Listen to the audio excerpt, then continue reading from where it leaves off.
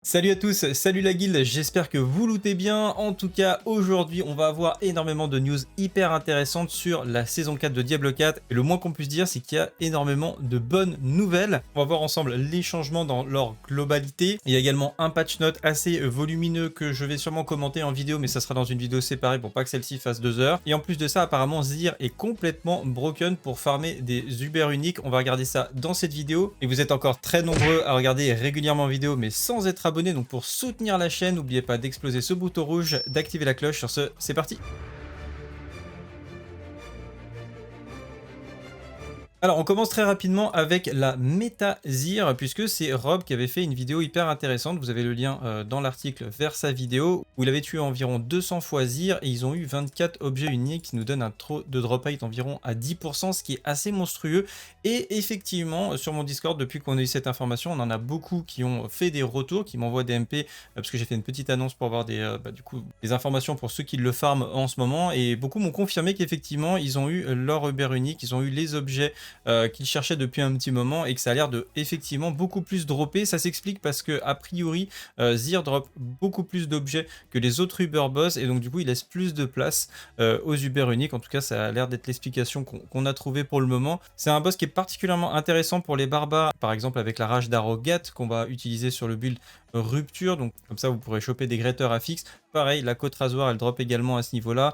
On a les Uber uniques évidemment et beaucoup d'autres objets hyper intéressants. En plus ça ne nécessite que des sangs sublimés, donc vraiment des composants qui sont pas chers du tout et surtout qui ont été pas trop utilisés. Alors le prix a augmenté, hein, voilà, si vous voulez en acheter, malheureusement le prix a déjà explosé, mais profitez-en. Je sais pas si ça va être nerfé ou quoi, mais en tout cas c'est extrêmement rentable actuellement. Bref, maintenant passons au gros morceau. Et bien effectivement c'est le PTR de la saison 5, ça y est, il a été annoncé avec beaucoup de choses hyper intéressantes que j'ai essayé de vous synthétiser à ce niveau-là. Et le moins qu'on puisse dire, c'est qu'effectivement, Blizzard a écouté la communauté. Là, ils ont fait vraiment des choses hyper sympas pour le jeu. Un peu comme si la saison 4 montait encore d'un cran en puissance. Pour commencer, on a une nouvelle activité de fin de jeu qui s'appelle les Hordes Infernales. Et c'est marrant parce que j'avais parlé, souvenez-vous, on avait fait une vidéo il y a quelques temps où j'avais dit ça serait bien un système d'arène où voilà, on a des vagues de monstres qui arrivent, etc. Et bah, c'est exactement ça. Voilà, vous avez une arène dans laquelle vous allez avoir des vagues de monstres. Vous allez pouvoir prendre des buffs après chaque vague un petit peu pour vous booster votre personnage et tenter de survivre et d'aller le plus loin possible. Alors néanmoins les vagues ne seront pas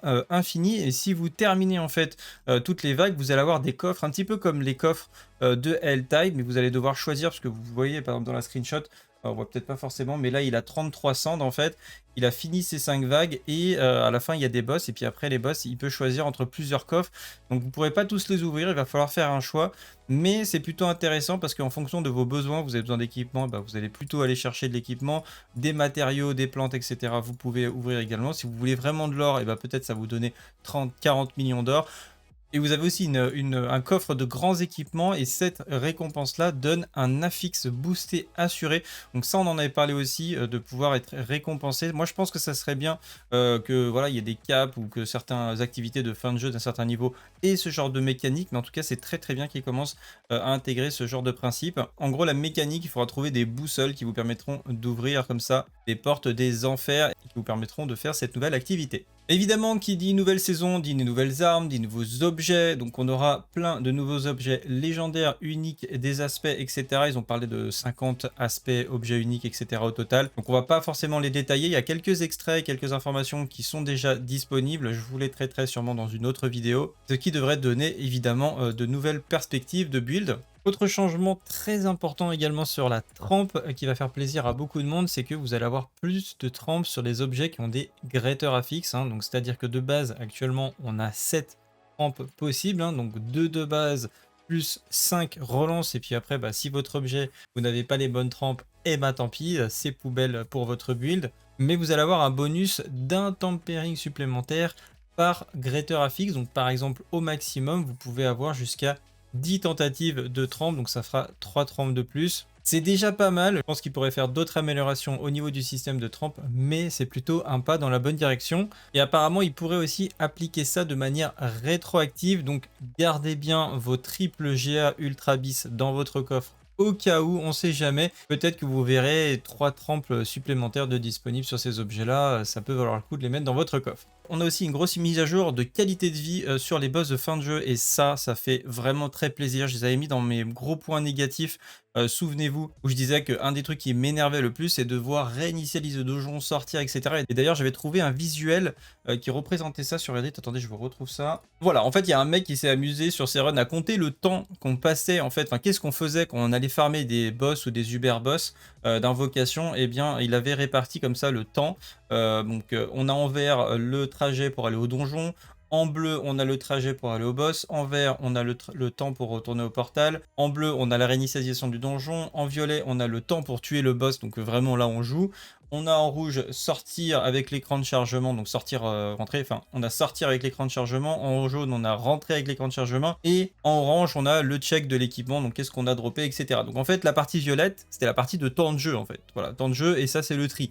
Donc concrètement, c'était chiant en fait, voilà, tout ça ne servait absolument à rien, donc bon les chargements on les aura toujours, mais vous allez faire un chargement, vous allez arriver sur votre Uber Boss, vous allez pouvoir faire vos invocations à seul ou à plusieurs, et une fois que vous avez plus de composants, vous avez invoqué 10, 15, 20, 200, 400 boss, vous n'avez plus besoin de bouger. Alors évidemment, vous allez devoir sortir pour vous débarrasser des équipements. Mais en tout cas, ce qui est sûr, c'est qu'on aura plus besoin de sortir pour réinitialiser. Et ça fait vraiment très plaisir. Donc merci Blizzard pour ça, franchement. Aussi, ils ont mis une amélioration qualité de vie sur Varshan qui n'aura plus besoin que de cœurs maléfiques. Donc les mains tremblantes, les fémurs et les têtes grouillantes sont retirés du jeu. Donc ça, c'est pareil, c'était très chiant et ça prenait de la place. Et les boss de fin de jeu, de manière générale, lâchent plus d'or au lieu d'objets rares. Donc ça, c'est parfait aussi parce que les objets jaunes ne servent pas à grand chose à part encombrer votre équipement ou se vendre contre de l'or. Donc c'est pas plus mal. Ils ont amélioré aussi le combat contre la bête de la glace qui fonctionne comme un donjon normal. Donc en gros, ils vont aligner un petit peu comme tous les autres boss d'invocation. Vous n'aurez plus besoin de poussière, de sigil. Ça, c'est aussi pas mal. Et il sera plus proche de l'entrée, donc plus facile à trouver, etc. Donc ça, c'est pareil, c'est du confort. Ils ont amélioré aussi les murmures et les vagues infernales. Donc normalement, à chaque fois que vous faites une vague infernale, donc sur la durée d'une vague infernale, vous serez quasiment sûr de pouvoir compléter vos murmures, donc ça c'est plutôt pas mal aussi. Autre amélioration que je trouve très stylée, c'est des changements sur les Uber uniques. Alors maintenant ça se rappellera plus Uber unique, parce qu'en fait il n'y avait pas de nom officiel. C'est vrai que ça c'était une erreur entre guillemets de la part de Blizzard, c'est que en gros, et certains uniques étaient plus rares que d'autres, c'est tout en fait. Ils n'avaient pas donné de nom Uber en fait, ce nom n'existait pas. C'est la communauté qui avait appelé ça des Uber uniques parce qu'ils étaient extrêmement rares, hein, tout simplement.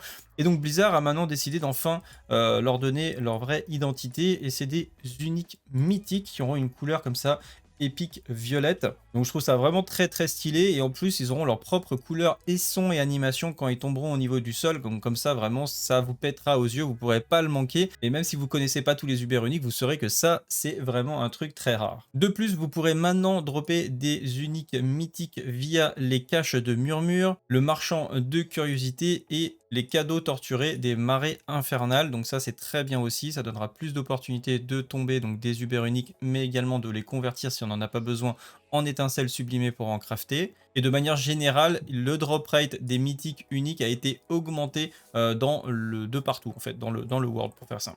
Le gobelin a aussi été revu puisqu'ils ont augmenté la plupart des choses qu'il va lâcher, donc c'est très bien. Moi j'aime bien ce petit côté gobelin, c'est sympa, on en trouve un, on lui court après, et, ça vaut le coup en fait de lui courir après.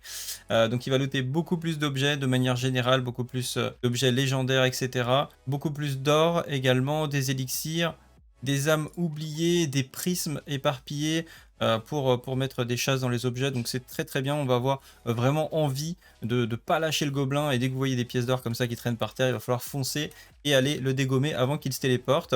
Ils ont élargi aussi les possibilités d'équiper les différents objets du jeu pour les différentes classes. Donc, par exemple, les sorciers pourront désormais utiliser des épées et des masses à une main. Enfin, si vous voulez essayer le PTR, eh bien, il va être disponible, hein, on l'a dit au début de l'article, enfin je ne l'ai pas dit mais je l'ai marqué, c'est du 25 juin au 2 juillet, donc c'est très bientôt. Évidemment, comptez sur moi pour vous streamer ça et vous faire un retour à ce niveau-là. En tout cas, si vous voulez participer, eh bien, ça sera directement avec votre launcher. Vous pourrez créer un personnage directement au niveau 100, ça récupérera tout ce que vous avez débloqué déjà sur votre compte, et vous aurez donc les nouveaux légendaires, les nouveaux uniques pour chaque classe, de l'or, des obols, enfin bref, de quoi tester tout ce qu'il y a à tester. Voilà, ça fait déjà pas mal d'informations, beaucoup de choses à vous dire dans les prochains jours, donc restez pas loin. Si vous en voulez plus, le Discord et mon Twitch est à votre disposition. On se retrouve dans la prochaine vidéo. Salut à tous, salut la guilde, ciao bye. Le stagiaire est parti, les choses ont changé. Diablo 4, enfin on peut respirer. Fini les donjons à reconnaître. commencer. Place aux nouveautés, on va tout exploser. Oh, merci Blizzard pour ces améliorations.